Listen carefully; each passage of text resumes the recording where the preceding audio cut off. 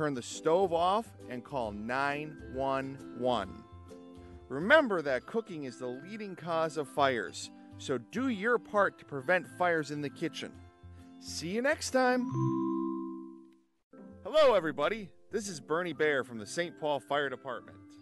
I want to remind you about something very important: working smoke alarms. You need to have smoke alarms on every level of your home, inside each sleeping area, and outside each sleeping area. If your smoke alarm has a battery, you need to replace the battery every year. Your smoke alarms need to be replaced every 10 years. Smoke alarms protect the ones you love. Make sure they're working today. If you need to replace your smoke alarms or need additional smoke alarms, please call 651-279-5976. We can help. See you next time. Did you know that smoking is the leading cause of fatal fires? If you smoke, you need to smoke outside and away from any buildings. Make sure you extinguish your smoking materials in a metal or glass container filled partway with sand or water. Never smoke in bed or while tired. Make sure you keep lighters and matches picked up and away from children. Make sure you have working smoke alarms in your home and test them monthly. If you need to replace or get additional smoke alarms, please call 651-228-6273. We can help. See you next time.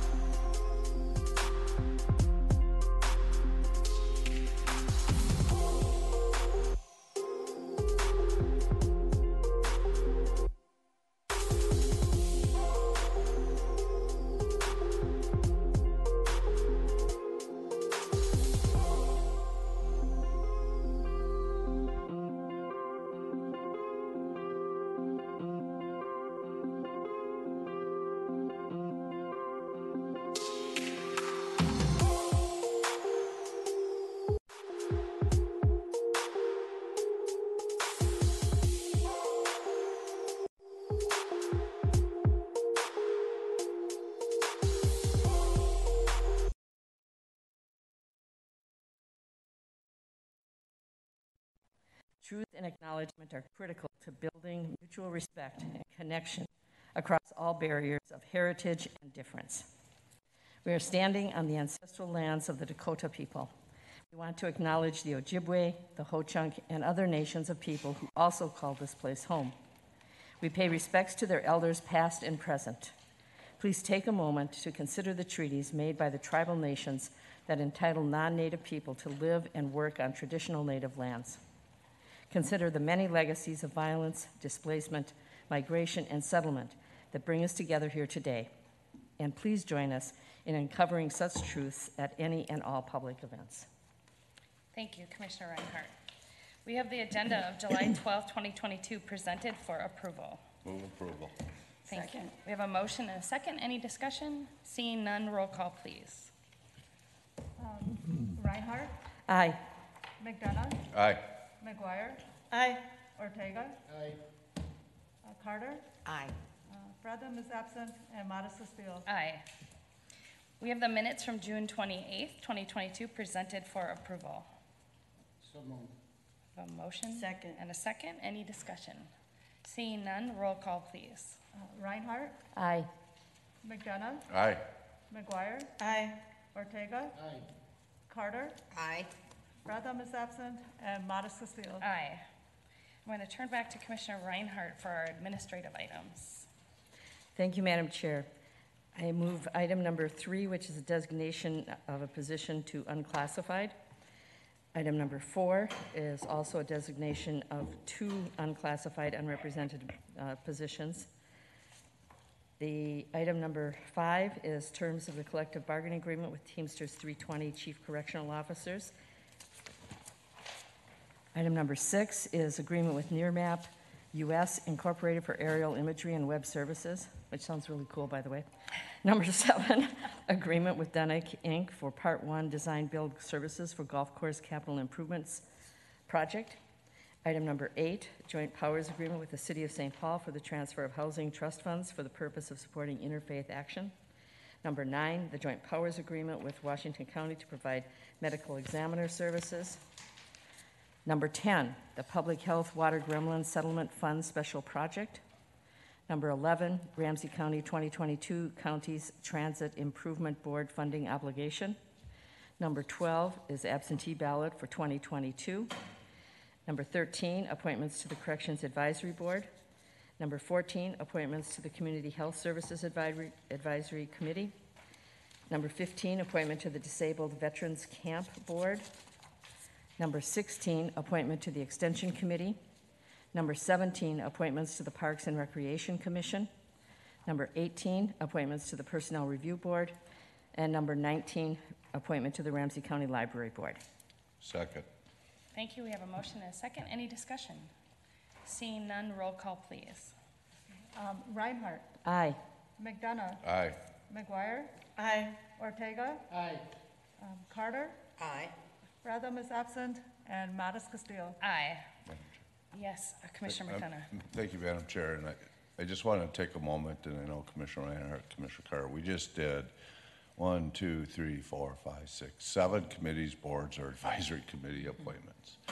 And I want to recognize the work that Mee has done, and Janet Guthrie before her, and the team. This went really smoothly. We had some recommended tweaks, but the 3 of us were able to really dig a little deeper with our appointments, and I want to congratulate all the appointments. It was an amazing pool of people that are stepping up to be involved. But this has been a long time coming with a lot of people, and there's a lot of history in all these boards and how people got appointed in the past. But at least from my perspective, I think we've really done in this area what we've been doing throughout the county, and that's really preparing for the future and putting residents first, really putting residents first on how they participate and work with us and bring either their life experiences or their professional experiences to help staff and board set policy and manage various parts of the county. So I just want to take a moment, especially recognizing Mee. She put a lot in this. Our staff who set up I don't remember how many interviews we did in a short period of time. And our staff, Debbie and Kim and Nancy, who set up those interviews. So, but I just wanted to report back. I'm really pleased with how it worked. Well, Thank you very much, and it was great to pull that out, and thank you for the 3 of you for putting that time and effort into it as well. well, you'll get your turn. Yes, we will. We'll all get our turn, but thank you for beginning and leading on that area. And it really also lives in our values of shared power and co-governance of our community, so thank you for that. And Yes, Commissioner Madam Reinhardt. Chair, thank you, Jim, for pointing that out, because it was quite the process that it didn't take us long to get into the swing of things, but I think the tweaks are going to be minor, but still something that will help others as we move forward. Anyhow, but I want to give Mee a round of applause. Yeah. I mean, oh my goodness.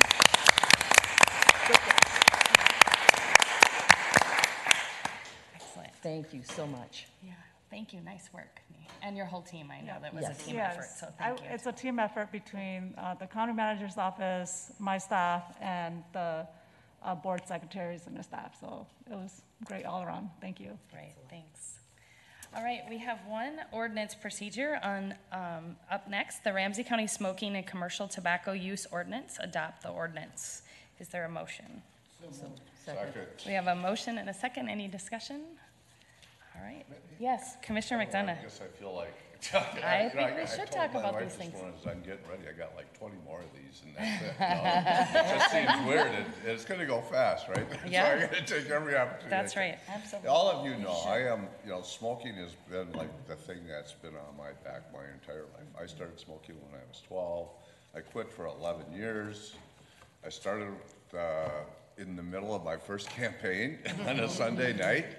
And it was like I never, ever quit. That's how powerful this is. And I just recently quit again. I'm on day 10 right now. And so, I come at it from both perspectives. I remember when we did the bar and restaurant thing. I was a smoker then, and I supported that.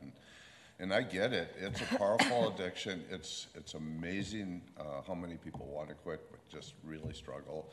And so I'm really supportive of any of these efforts we can do to help continue to send to, smokers, existing smokers, people who are trying to quit. Most importantly, our youth that are coming up. Almost every smoker, their parents smoked or somebody close to them smoked. My mom smoked, and I'm sure that's why I started smoking. So I really support that. But I just want to point out, this isn't just about people that don't smoke, right, that are against smokers. This is really a public health issue and a community issue that affects all of us, whether we smoke or not smoke, and it really helps do good in our community. So thanks for allowing me to share that. Oh, absolutely. Thank you, Commissioner McDonough. And a special thanks to our Public Health Department that really took a deep dive into this. This was a long thought out ordinance, not quick, not an easy decision. And we heard really good testimony. And I know we've all received many of comments and emails and letters from community as well. So with that, let's move to a roll call, please. Reinhardt. Aye. McDonough. Aye. McGuire. Aye. Ortega. Aye. Carter. Aye. Bradham is absent. And Modis Castillo. Aye. Thank you. We will now move to County Connections. County Manager O'Connor. Thanks, Madam Chair. Good morning, everyone. Good morning. Thanks. I don't know if I'd ever gotten that back. That was awesome. Good morning. I wanted to highlight the property management team. We had a significant water main issue that occurred at the law enforcement center. And of course, always around and over a holiday weekend. It never happens on a boring Wednesday at 12 o'clock. Special shout out to Brandon Troland. He's the building services manager. He's been the lead on this since it started on July 2nd and it went through the 4th. Pulled the all-nighter while they were doing cutover work with like the temporary water service. A lot of other staff have been deeply involved as well. Gary Moracek, Cleet Luberts, Eric Zoski, Ishmael Fofana, Dan Hicks, George Stone, Brian Welly, and Jose Barciaga. Some of these folks are on that team for the LEC. Others got called in, all hands on deck. It was touch and go for a while as to whether we could even find a fix that could keep water pressure. And then you get an email that says, hey, water pressure is good. And then an hour later, not so much. But we got through it, and it's that service continuity piece that really matters. So big shout out to the team. The project is not fully done yet, I should probably say, so we're not out of the woods completely, but we've gotten through the immediate disruption that came over the 4th. A couple awards I want to share with you. The Herbie Award is an award that the St. Paul Area Chamber of Commerce at their annual luncheon, which is next week, gives to someone, individuals and businesses that exemplify the traits inspired by its namesake, Herb Brooks. Humanitarian, enterprising, resilient, bold, inspirational, and ethical. Well, it turns out that our very own Ling Becker is receiving a Herbie Award next Tuesday, and I think we should give her a round of applause.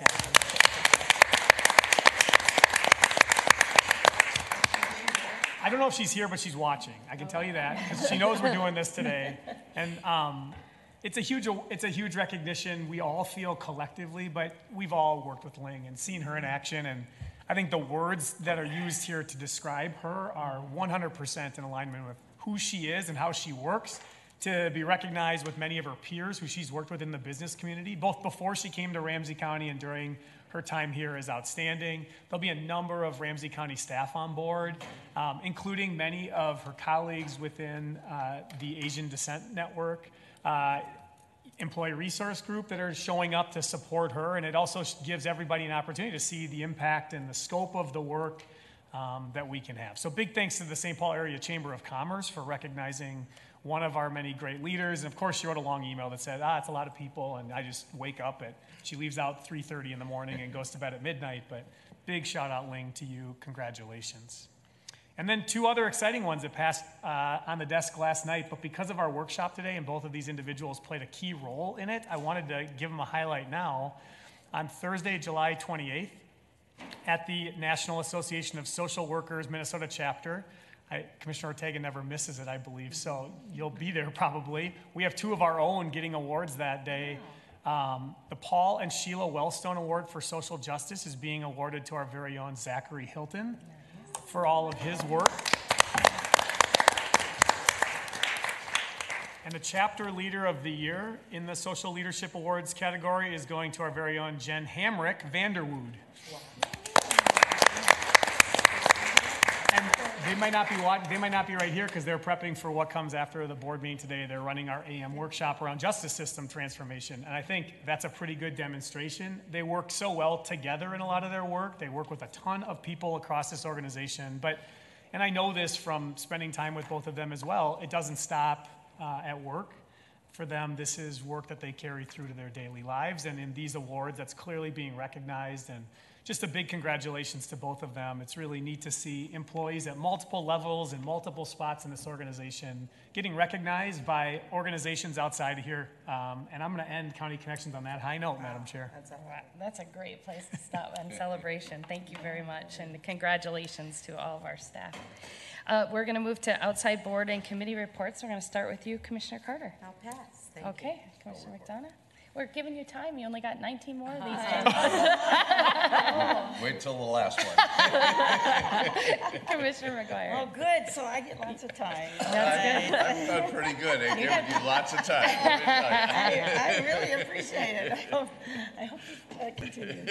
All right. No, but I love to hear from you because you're doing amazing things. So I'll just talk about a few things and then I'll end with a highlight of what's coming up. But this past week, I think a number of us have been invited to Bike Minnesota, has been doing these workshops and bike rides around Ramsey County area, and the workshops are wonderful about being a more bikeable and walkable community. Just want to give a shout out to Bike Minnesota and then the community members that are all participating in that. I know Commissioner Matas-Castillo went on one of the bike rides. I know a number of us are being invited to do that, but the virtual workshop was really good. Did some library board interviews with some of you, and that was really great. And I know Commissioner McDonough has already talked about the amazing people that we get as applicants for these boards, and just a shout out to the community for coming forward on these for this work. Just upcoming things that are happening. AMC is having our board meeting this Friday, so a number of us are on that board, and then NACO annual is next week, which I think most of us are going to be going to. So those are the upcoming. But what's really exciting happening this week, actually tomorrow, is that we have the opportunity to present some of the great work that Ramsey County is doing at the White House. They are having a summit on the American Rescue Plan and workforce. And we had a call with Tina Curry and Diane Holmgren last week, and they learned about our programs that we have, which include our Associate of Nursing degree and a Community Health Worker certificate. That is very innovative and creative, and it's work that we do with our American Rescue Plan dollars. So they met with us and learned about them, and they were very excited about it and said, we'd like you to come and go to this summit then with the Vice President. So tomorrow is when this summit is, and I'm lucky to be able to go and represent Ramsey County there. It's in conjunction with my leadership role there, but it's really about the work that Ramsey County is doing. And I know that our county manager has now been on some phone calls, and we're all prepping so that we can really talk about the amazing work that we're doing here. And these programs really do help us transform our work and really help us with moving forward from the pandemic. And we know that we have workforce issues, as most counties do, and so this really will help us in our public health field.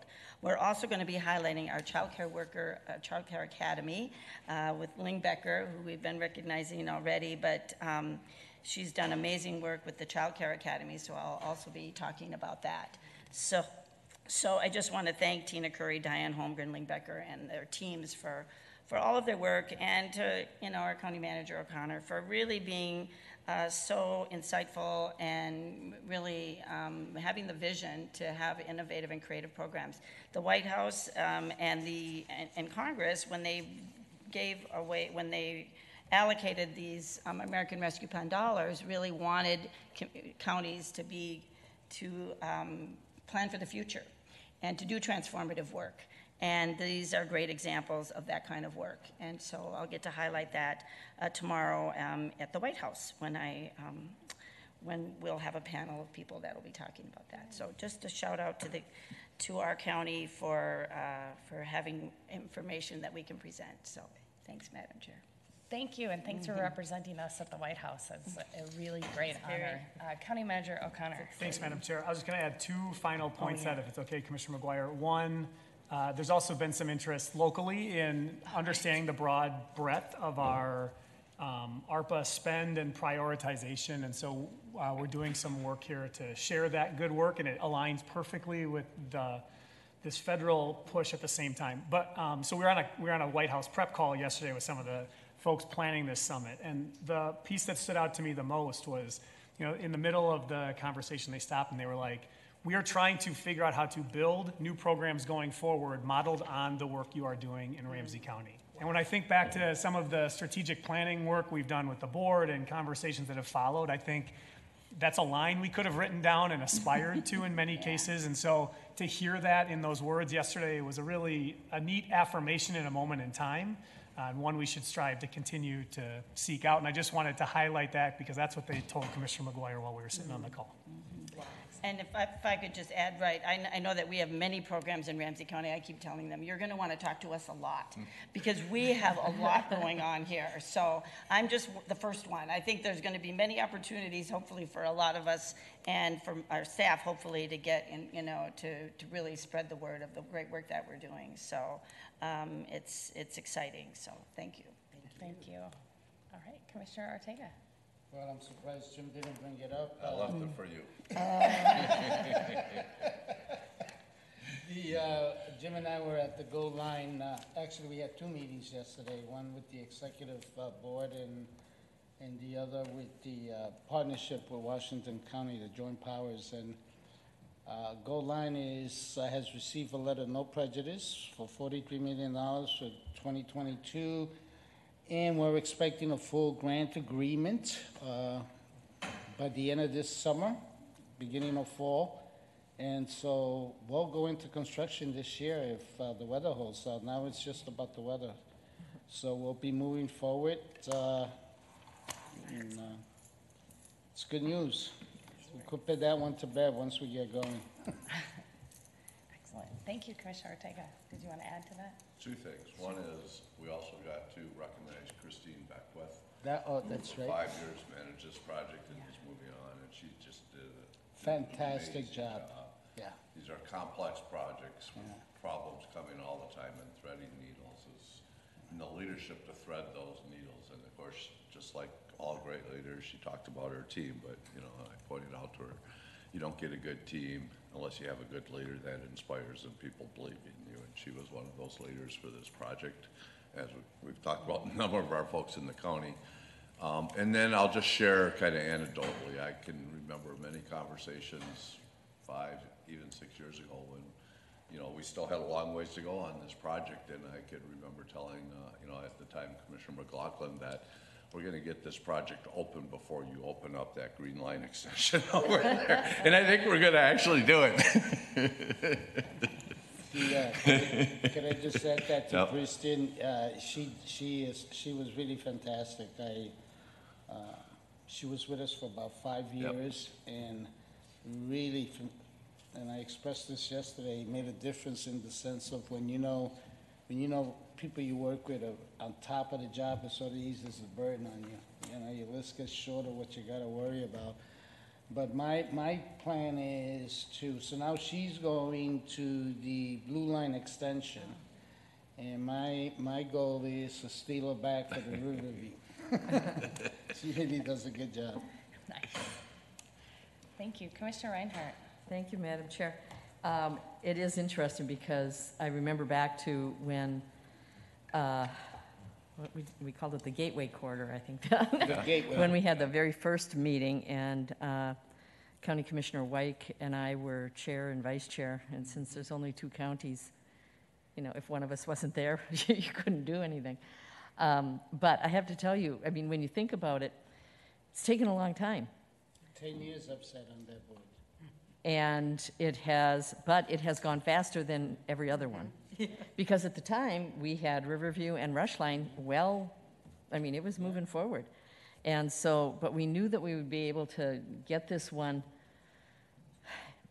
you know, because of the partnerships that we had. And so, great job, both of you, in moving this forward. I mean, a full funding grant agreement in 10 years or 12 years, probably 12 years or so. It's pretty amazing when you think about, you know, the decades. I mean, Riverview was on the books when I became a commissioner. So it takes a while. But anyhow, good job in just rushing this one through in less than 20 years. Woohoo! Okay. Anyhow, I had a couple of things that I wanted to point out.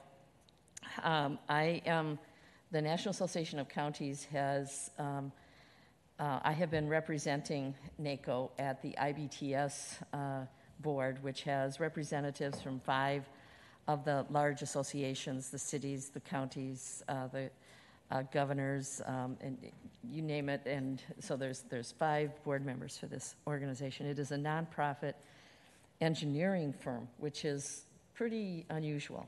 And it is the work that they do. When we talk residents first here, that's how they run their operations. And it's a fairly, not huge operation, but it's a good-sized operation. So I have been honored to be the representative from NACO for the last 4 years, I think. And I am now chair of the IBTS board. They have a major transition coming because this was founded by 2 men from India, and one of them died 2 years ago. And knowing that we needed to have some transition planning, which we had succession planning, we had actually started that before Sham died. Anyhow, so we have completed that. We have a new executive or CEO coming in October. And so I was asked to come out there to meet with the staff, as many people as wanted to join, and it was really a pretty exciting and hopeful event as far as where can you go from here when you bring in new leadership on something that's been around for a while. I think it's 45 years it's been around. So anyhow, it was exciting to be there, and it was interesting because some of the things that I heard were very hit close to home as far as how we run Ramsey County, and the residents first, the people first, and many of those things, and concentrating on relationships and what do we need to do to make things better for folks. And so I think it was really good for the owner or the founder that was there to hear what his staff had to say about the organization.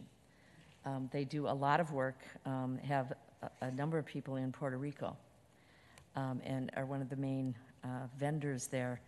And I think, again, because it's about not making a profit, but making sure that, you know, people are paid and that they get the work done, and that they're on the ground. I mean, they sent people there and said, hey, this is what we want you to do this here. And other places around the United States. So anyhow, I don't talk about IBTS all that often, but I wanted to make sure that you knew that NACO Brian Namey is there at all of the meetings, and it's a good partnership with all of the governmental associations across the United States. The other thing, and actually I'll let Trista talk about the meeting that we had with Congresswoman McCollum and Attorney General Ellison yesterday about gun violence. And I have to tell you that Chair Matas Castillo, your comments were so powerful. And I know that's what you were talking about, was the powerful feeling. But it resonated through the room. Thank you. And we had students there from Matamidi, which was also it was a very emotional meeting. And usually, you know, you get information, you take it in, and you put input and all of that. But this was different because it was the urgency.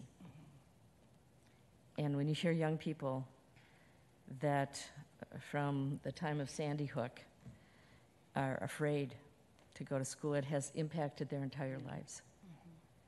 And it will continue to. And they've had enough. So have we. Thank you. Thank you, Commissioner Reinhardt. Commissioner Carter, are you sure you don't have a report since we're coming around the table? No. Okay. Thanks. And I'll start there with, since you brought it up, Commissioner Reinhardt, it was a roundtable discussion, as you mentioned, with Congresswoman McCollum and AG Ellison, and many community members and advocates around gun violence and truly the epidemic. There was also representation from the American Medical Association, a local doctor that really talked about why the medical profession is standing up against gun violence, more not just as a public health crisis, but really as an epidemic of violence. And Dr. Nicholson actually made a phrase that resonated with me about gun violence is an American disease. And just like we address COVID, we don't get mad at the disease, but we try to understand it and truly to address it from that standpoint. And it kind of occurred to me as he was speaking that we do have a model in which we can address a disease like gun violence, and that is similar to the opioid epidemic. Because gun ownership, firing a gun, the power you feel when you have a gun, just like an opioid gives you a feeling of power, especially when you buy in that you don't have power for lots of reasons. And the data and evidence about the number, and this isn't to say that every gun owner is an addict, that is not what I'm saying, but if we think about the number of guns that people own in America, only about 50% of Americans own a gun, but there are 11 guns per American in the system circulating. So if you think about what that looks like and how we can address this issue, and then where the crisis happens in schools and the profile, or in communities, in our communities of color, and how that is disproportionate, it very much mirrors that epidemic of opioids. And so we know that we have a model to address that. We've done that work, and it's still ongoing. And if we took that model and applied it here, that there is possibility. And if we think about who profits from gun violence, the makers of guns profit just like the pharmaceutical companies did, and opioids. And so it was a really powerful conversation, and I would agree the students that spoke, it was incredibly powerful, very impressive young women, all 16 and 17-year-olds that just really silenced the room of professionals. It was quite powerful. So grateful to have a partner in Congresswoman McCollum and AG Ellison to talk about these issues and move forward, and the other partners that were at the table, from St. Paul and Minneapolis and the surrounding community as well. So great beginnings of conversations that can move into policy and action. And on that note, I want to circle back to NACO. We've mentioned that a few times now, our National Association of Counties, and we're going out to the conference next week. Commissioner McGuire and Julie Ring shared yesterday with me that we will likely see some pretty hot topics at NACO this year, probably for the first time in NACO history, some of the most controversial conversations with the Roe versus Wade decision of the Supreme Court will come up on the floor at NACO. Obviously, conversations about gun violence. Last year, we passed a resolution recognizing gun violence as a public health crisis. And since then, we have seen 200 more mass shootings in our country. And so if we think about what that looks like, that will be a highly controversial conversation as well. And also discussion around qualified immunity for law enforcement will likely come to the floor. These are really important topics. I just want to make sure that as resolutions are coming out, that you all are reading them and taking a look.